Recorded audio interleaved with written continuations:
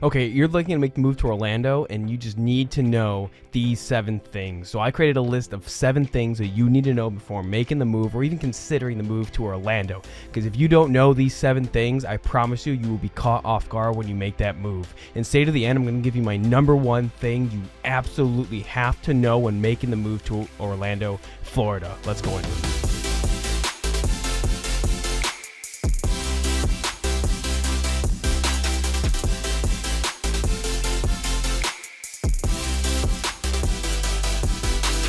What's up, everyone? My name is Cameron Hodge, coming at you from eXp Realty, and on this channel I talk about everything about eating, living, sleeping here in Orlando, Florida, and teaching you all about making that move to Orlando, and I absolutely love it. I am always getting reach outs days, nights, and weekends from everyone making the move to Orlando, and I absolutely love it. It's what I do, it's what we live for here on our team, and we just love helping people. So if that's you, you're thinking about making the move to Orlando, then give us a call, shoot us a text, send us an email, whatever you have to do, we have your back when making the move to Orlando, Florida. All right, so also don't forget to hit that like and subscribe button to be notified every time we drop a new video of absolute information that you need to know. So getting into it. All right, so I created this list of 7 things that I wish I knew before making that move to Orlando, and I think that you should too. So let's get into it. All right, number 1, and that's Orlando isn't on a beach. So a lot of people are surprised when we all have a smartphone in our pocket these days. You can look on a map, but it's that Orlando's really central Florida. So when you hear people talk about living in central Florida, that's Orlando. Like, it is central Florida. It's not on a beach. It is landlocked. So you have 2 options when it comes to a beach here in Orlando. You can either go up to Daytona, which is on the Atlantic side. You know, by beaches, I'm talking about like actual public beaches with good sand and like amenities that you would expect at a beach. So you got Daytona, you know, and that's going to be over an hour. And then you have the same thing, which is going to Tampa and Clearwater. Now, we prefer Tampa. I love to visit Tampa. I think it has a good vibe. Clearwater is one of the top beaches in the continental U.S., and I highly recommend everyone at least go out there to take a visit. We love it going with the kids. Now, that being said, one thing that is a downfall, right, with any Florida place is red tide. And if you want to know what, you don't know what red tide is, look it up. So obviously Clearwater and Tampa definitely has that quite often than not. I'm not really sure how often Daytona area gets it, but I do know Tampa has it, you know, pretty frequently. Not all the time, not enough to where it's not enjoyable, but especially during those summer months, like it's bad enough to where you can't go in the water during those days. So I'm not going to get into what red tide is. Google it. You'll know. So that's really your options when it comes to beaches. I know some people when they're making a move to Orlando, some of our clients, when they reach out, they're like, oh yeah, well, how far is it from the beach? And it's like, hey, like it's not on a beach. Like, if you really want a beach life, like maybe you should look at somewhere else in Florida. There's definitely a lot of great places. But if you're like me, in our family, where the beach is great, but like I could easily avoid being near the beach, you know, because we lived in San Diego before coming here, right? And in San Diego, like obviously at the beach, super crowded. I will promise you that the beaches in Florida during non-winter months, or even when it starts to get close to the high tourist season, like they're really not that bad if you've been in a really crowded area, you know? Spring break's also another bad time of the year where it can get really crowded. But other than that, like, you know, especially during the summer, I don't know, if you can go on a weekday, like it's pretty empty, even in Clearwater. It's awesome. Great experience. But it's nice to be able to tuck yourself away. So if you're looking to move and you get in that beach life, I implore you to look elsewhere. I've done a living in Orlando versus Tampa video. That's definitely something you should look at if Central Florida is still in your brain, but you're like, oh, I really need to be closer to the beach, because some people are, or some people are really big into boats and, you know, sailing and fishing and all that kind of stuff. So it's definitely something to consider looking into and weighing your options to see how important that is for your family when making that move. All right, number 2, and it's something I really just want everyone to consider. So a lot of our clients are moving from areas that tend to be more expensive than here. So it's really retrospect, right? Like if you're moving from like the Midwest in like a smaller city, or somewhere like a smaller town on the East Coast, or you're not really moving from a main metro or expensive, crazy state, you're going to run into, you know, it might be a little more expensive in those areas. And that's something that people need to consider, is that, you know, if you're making the move out here, you know, if you're coming from like say I grew up in like, in upstate New York, Western New York, where in a small town where, you know, you can get a starter home for under 200. But, you know, out here, that's not going to happen. It's going to be over that, you know. So if you're coming from that, it might be more expensive. Or if you're like us and we made that move, like the home we built here in Florida was the same cost as the condo we sold in North San Diego County. And that's just completely insane. So if you're coming from New York City, Chicago, Las Vegas, Phoenix, San Diego, Los Angeles, like any of those big crazy cities, I promise you, you're going to be in a way better spot, and you're going to be like, holy cow, like I can get anything here. Well, what I always tell people is that you got to decide, like, if you're coming from a place where you have the money, then you really have to consider like what's really important to you. So if you're looking to still stay in the city, absolutely go ahead and you can get like some amazing areas. St. Cloud's great, Winter Garden's one of those top areas that people love to look at first when it comes to moving here, especially if they want suburbs and they want like that closer to the city atmosphere. But if you're like us, we wanted to get a little bit of distance and kind of be away from the main city. Our first home here was, obviously, like we didn't have much land or anything, but we were able to get a bigger house and the lot was cheaper because we obviously rebuilt. And I, told that story before. Look back, I'll try and link it here as well for you to watch that and hear our experience of going through that process.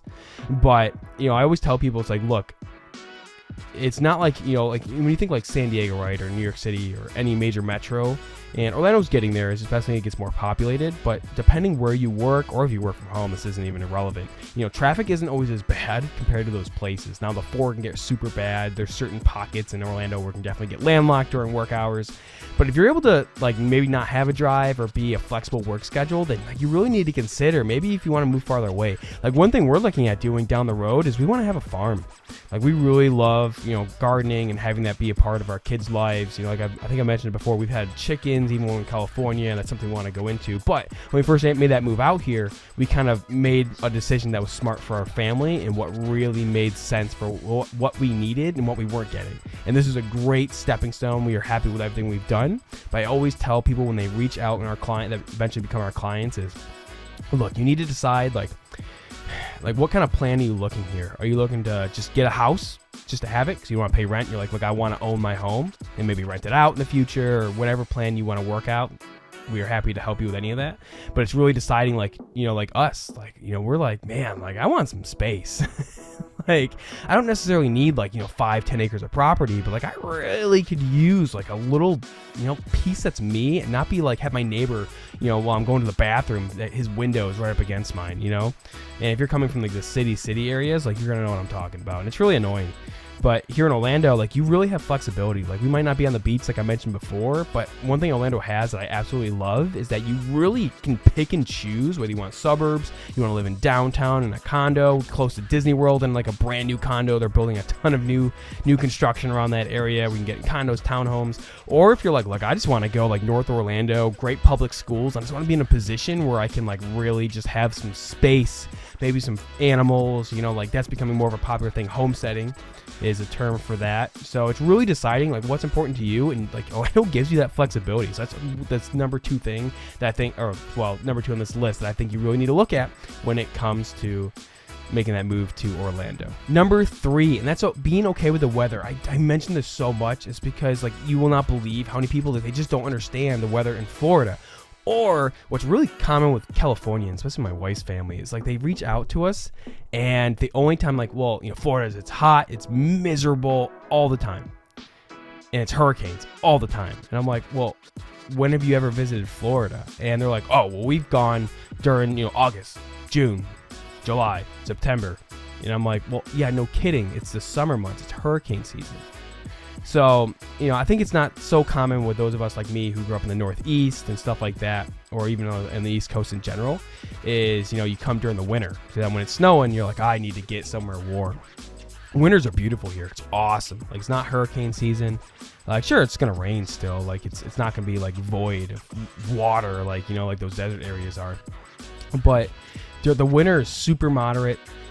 I mean, it definitely can have its hot days, but it's awesome weather. I mean, I love it. And I always tell everyone, if they have the ability, like come out during different times of the year. Like if you're able to take 2 trips, take one in the summer, get that brutal August humidity and weather, those thunderstorms every day, or at least the rain, every day, and then experience the winter and really get that full gamut of what the weather here in Orlando has to offer. Because like if you're not like, if you don't know what it's like, then like you need to take a trip here. Also, for people to understand, like, so obviously I was in the military, and unlike everyone who really hasn't traveled too much outside the United States and gone to like other island countries or even Puerto Rico and stuff like that, like Florida obviously has a tropical climate. It's hot, it's humid, but it's like 90s is like the hottest I've really seen. I'm sure there's always record temps and stuff like that that'll come up and come and go. But like, let's say like I was in Okinawa, which is a small island. It's part of the Japan prefecture, and that place would be like Florida humidity with like 120 degree weather during August, and like that's miserable. So Florida is nothing compared to that. So it's really just perspective, but you need to take a trip out here because if people have never gone to Florida, they just see the politics, or they see, like any number of reasons why people want to make the move to Florida right now. And I'm like, look, you need to come out and experience it. Like, don't just make the move out here, make that jump and just not have an idea of what the weather's like and really what it feels like. Also, you probably won't be coming out during a hurricane. Because if there is a hurricane approaching, like you're probably, like most people, are going to be like, well, I'm not going to go. I'm going to cancel the trip. I'm not going to go during a hurricane. So realize that is something that you're going to have to deal with at some point.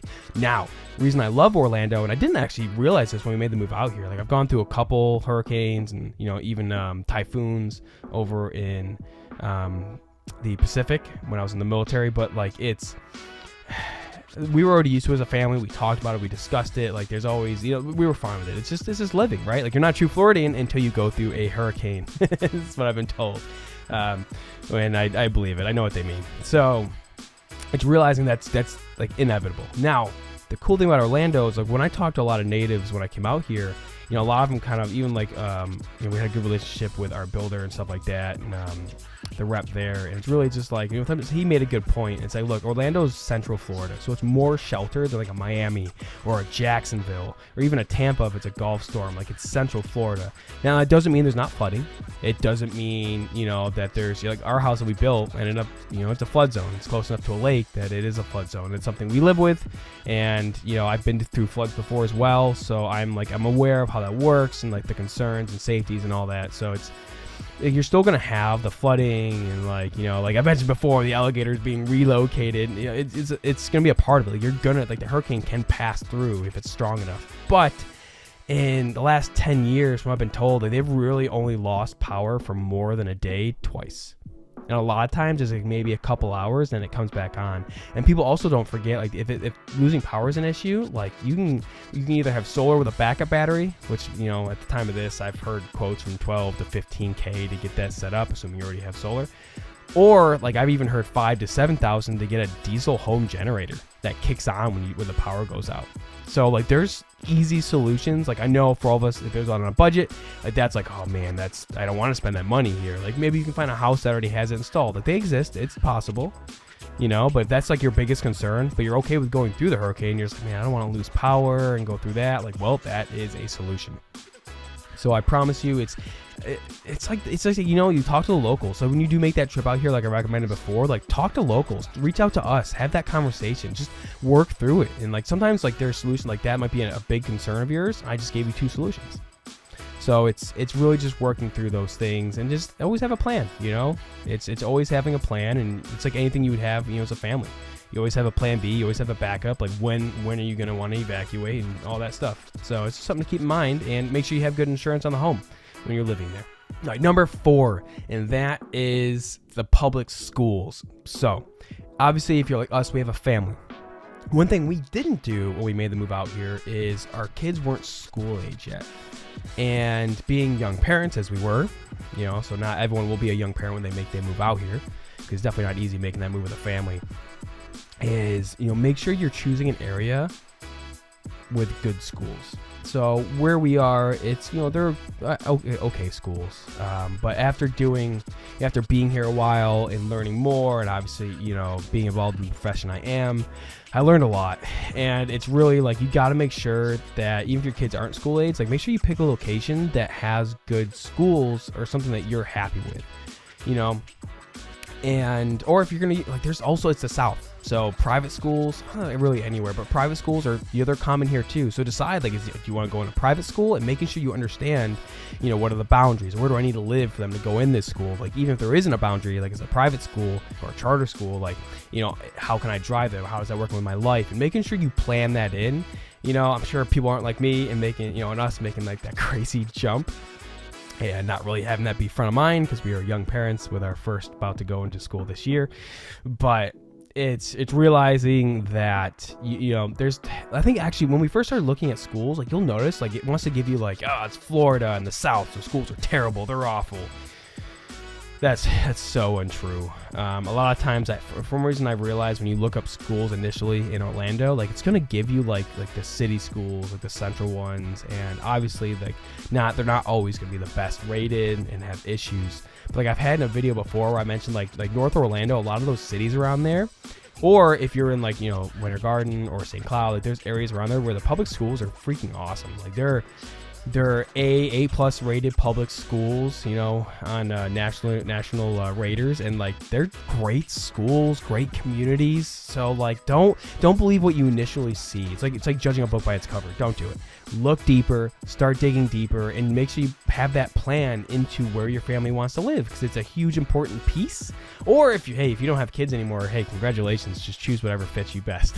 But for those of you like us who are young parents, make sure you realize it, make sure you incorporate that into your plan. Like I don't care if your kid's 1 year old, like you gotta have that, just have it as a thought in your mind, and it's always something good to consider. Okay, number 5, and that is, are you building? Are you buying new construction? Like, what are you looking to do? And that's why it's so important to reach out to us, because there's so much that goes into it. Like, I promise you, having a professional that can help you work through that is a benefit.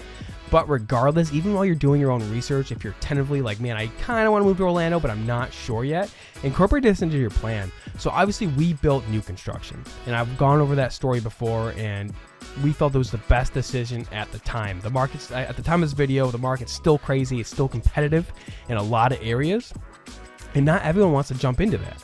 Well, if you have the ability to buy, like I said, like expect to at least pay 10% if you're going conventional. If you're like my veterans out there, like the VA build loan is awesome, and you can only have to put down like a builder's deposit. No money else is required, and sometimes the builders even pay your closing costs. But there's also a lot of new construction communities which you can just walk into like a normal house.